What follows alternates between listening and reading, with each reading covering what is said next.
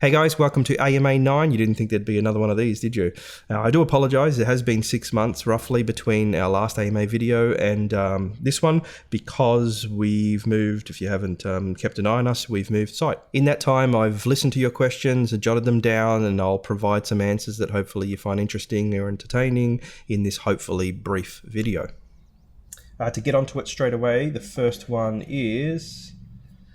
communication. So I was talking to a young detailer who's starting out, and he's having a lot of difficulty, which most detailers do. Starting a detailing business is really, really tough. I've been over this before, so I want to go over it again. You really got to love this job and really want to do it to get into it, because it's not easy, and there's not a lot of money to be made, and it's not glamorous, and there's none of the things that you might think it is. If you really love detailing, you really want to stick it out and do this for a job, do it. But if you're kind of like, it looks like an easy job to do and it makes a lot of money, you've misunderstood it, and do something else.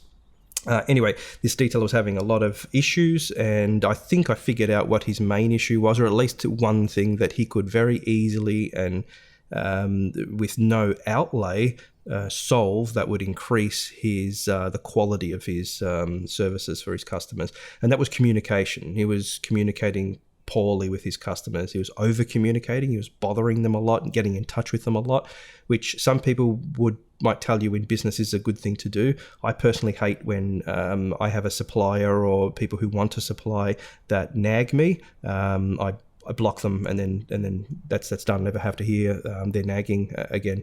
I just don't. Or sometimes I try to be polite, but generally, if they keep contacting me when it's clear that I just need some time to think or time to get back to them, or I'm not too interested, that's what pushes me over the edge from being potentially interested to not wanting to hear from them and disregarding any communication they have with me. So over communication is no good. Keep it as brief as possible, especially if my best customers are my busiest customers. If I bother them too much, that'll annoy them, and annoying your customers is not something you want to do. You want them to be happy with the service overall. But communicating with them is very, very important. And I asked this detailer to try something, which he did, and he got back to me and said that it worked very, very well. So here's an idea for current detailers who may not be using this method of communication, or perhaps the wrong type of method. Just let me get into it. I use an Android device, and I'm sure that, so I'll be talking about a Google product, which I use on an Android device, but I'm sure that there is an alternative that's probably the same or better with an Apple device, an iOS device. And it's called Google Photos. It's the photo app on my phone. I document all my jobs. So when a customer generally drops off a job to me, before I've even moved the car, before I've done anything at all, I'll document. Basically, I'm doing a damage report. I'm walking around the car and documenting the condition that the car was in before I've even touched it or moved it. That's very, very important. It's very rare for me because my customers love me and I love them. It's an older business, but if you're just starting out, you may have a customer who's less than honest, who might give you a car, and then when he gets it back, he'll report a couple of bits of damage that he claimed weren't there before he gave it to you, and you can get in trouble that way. That happens all the time. So do a damage report and put that into your Photos app, and in my case, again, this would be Google Photos. I then immediately take that media and move it into another folder, which I'll name as the job. So if it's for instance, a stage 1 exterior detail, it'll be called stage 1. If the car is a Benz, I'll stage 1, and maybe probably the model would be better, and then the customer's usually just first name, maybe the color if it's a really popular model, and it's a popular name, John. I might put the color of the car as well, just to help separate it, because I'll go back to my archives one day and I'll have thousands and thousands of these folders, and I just want to name them briefly enough, but enough information so that I can retrieve the correct job quickly. Okay, so I've got this folder created and I've started to populate it with images. Along the way, I'll take more images of perhaps the correction I've done or something that I may have found. I'll also take some video, and I keep populating this folder. At some point, I'll upload that folder, and Google have a service when you I have a Pixel. With this particular device, you have unlimited storage of a very high quality, or substantial quality, and I upload the folder to that service, which allows me to have a link. It creates a link. It's not encrypted, so anyone can view the items in that folder, but you need that link, which is 100 characters long. You're never going to guess it, so I guess that's the security there. I send that link to the customer, usually via text message. Customer clicks the link and he's able to see all the media in that album, basically the documentation, that is the documentation of his job. So he can see what I'm doing, where I'm at, what I've corrected. Okay, here's an image of an imperfection in paintwork, and the next image, which I've left a comment explaining what I've done, is the correction of that. So you can say, okay, see that he's getting these results, and he's left some, Damian has left some comments about what he's done there and about the job in general. And I've always thought this was great. I got feedback from customers that was a good thing to do, and this particular detailer said that that's helped him immensely, that it gives the customers confidence that their car is with someone who's actually working on the car, and they can see what's being done. And the good thing about this is that they can log in to have a look at that media, that content, whenever they like. So if they're a busy businessman and they just happen to have a minute, they go in, have a look, and they can see it being populated and updated, and they can see the details on the job if you do leave comments, and it gives them the confidence that the job is at least moving along. If they don't like something they see, they can then perhaps contact the detailer. But usually what happens is they collect the car and say, thank you, I could see you moving through the job, thanks for that, I like to see all those images. I think communication is so important.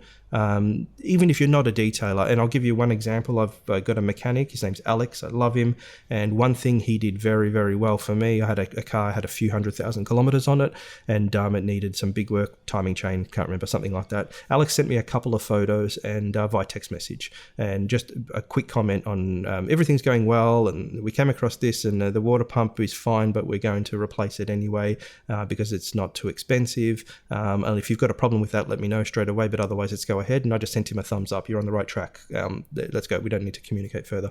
Really brief, gave me complete confidence. He gave me an option in case I wanted to respond to him, but otherwise I knew what he was doing, and I trust that everything's being done well, and I can see it being done. It makes me as a customer feel really good. And often if I use a business and I find something that they're doing is a good idea, I'll incorporate it into mine.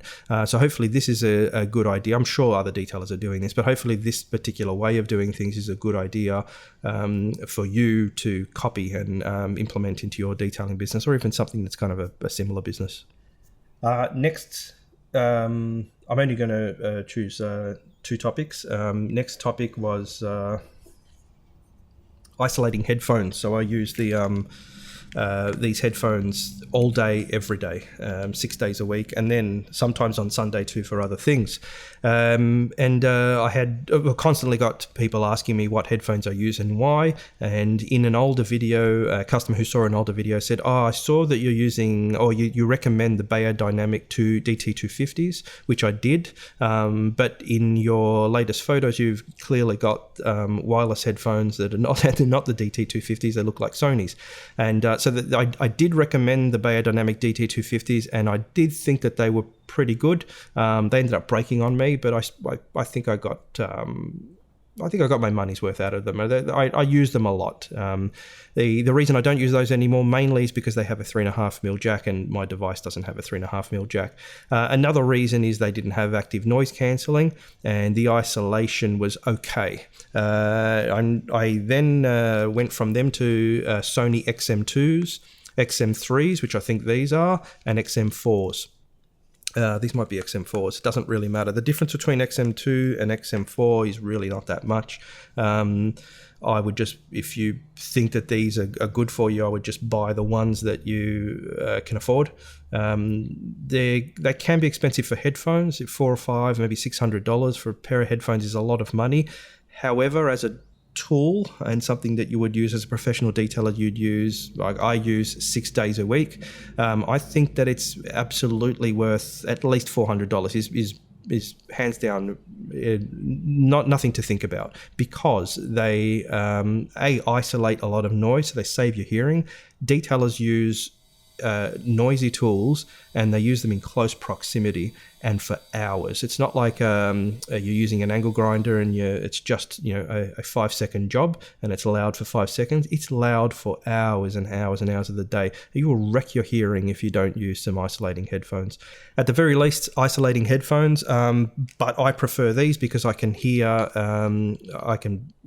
usually it's either a podcast or some music, which just helps me through the day, and they have an excellent microphone, and the microphone seems directional. I reckon the pickup pattern it's designed to pick up. It knows. I mean, whoever the engineers are that designed this know that this is going to be this distance from your mouth, and they're going to tailor a microphone with a pickup pattern to suit. And there's probably some electronics in there as well. I've never had a customer complain about the sound quality from them. Hearing me. Often when I'm driving a customer's car, I'll wear them. I know that might sound crazy, but I don't want to use the customer's Bluetooth system.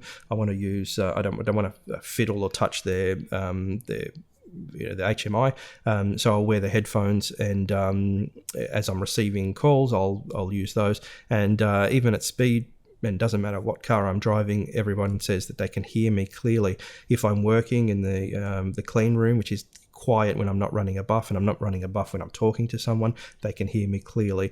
So I now highly recommend the Sony over-ear headphones. There are a version, an in-ear version, which I don't like. I just think they're a bit disgusting, and I'm lucky enough to work in an environment where I don't need, it's not too hot ever, so I don't need to worry about the heat created from over-ear headphones.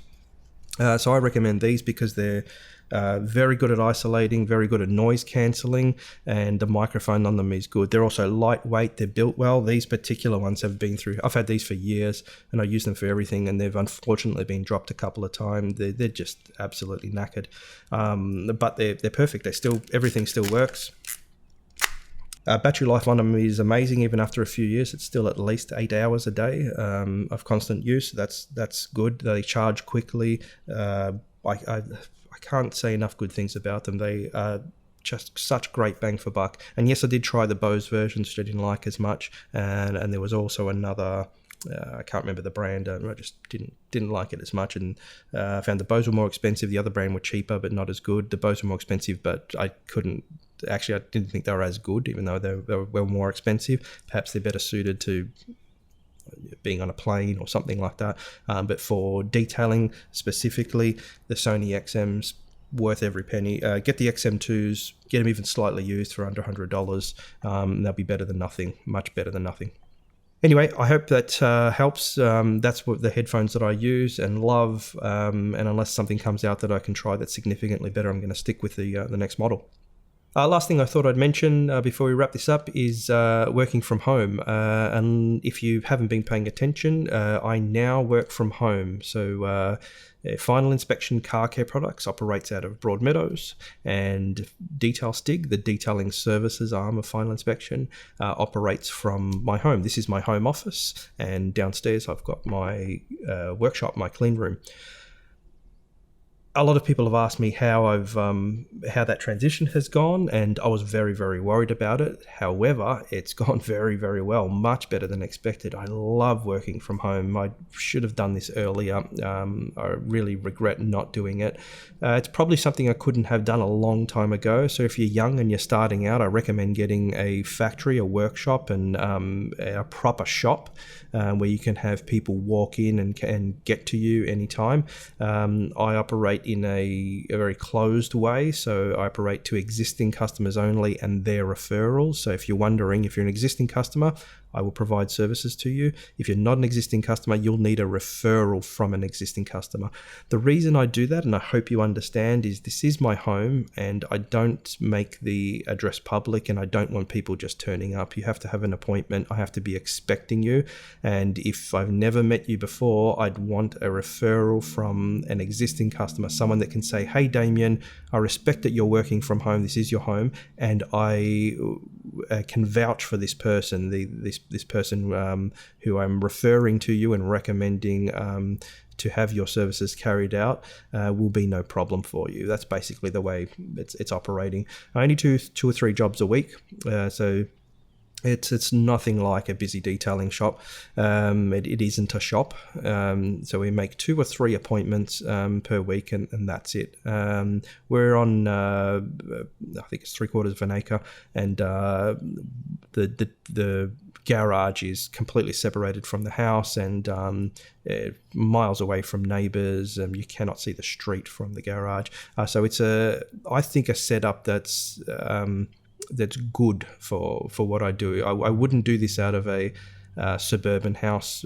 For instance, the old property that I lived at was just a normal suburban house, and I wouldn't have operated out of a garage like that. I just don't think it can be done properly. I think the neighbours will get upset with the sound. They'd get upset with a small driveway being blocked, etc. I don't think you can operate. So if you don't have a setup that allows you to operate in a way where you don't bug your neighbours and anyone, then you're probably best off getting a factory. So if you're new, you don't have a huge customer base already, I recommend getting a factory. Don't work from home. If you can afford it, never ever go into a huge amount of debt if you don't think that you can pay for it. That's never a good idea. However, you do have to, if you want to do it professionally the way we do, then you kind of need to be set up for it, to have an area that allows for it. I won't go on anymore on that, but and we will have a video soon. I did promise a video on transforming what was a car space, a carport, into a proper workshop, a clean room. It is a sealed clean room, and I will have that as soon as possible. We're about 95 to 99% of the way through, and I'm just making minor tweaks. Every month I make 1 or 2 tweaks, and I'll be there soon, and then I'll collate all the documentation, because I did take a lot of photos of videos of putting the workshop together. I'll get all that together, throw it in a video, and I'll have it up as soon as I can. Okay, hope AMA 9 was entertaining or informative. Thank you very much. If we don't speak again, have a good Christmas.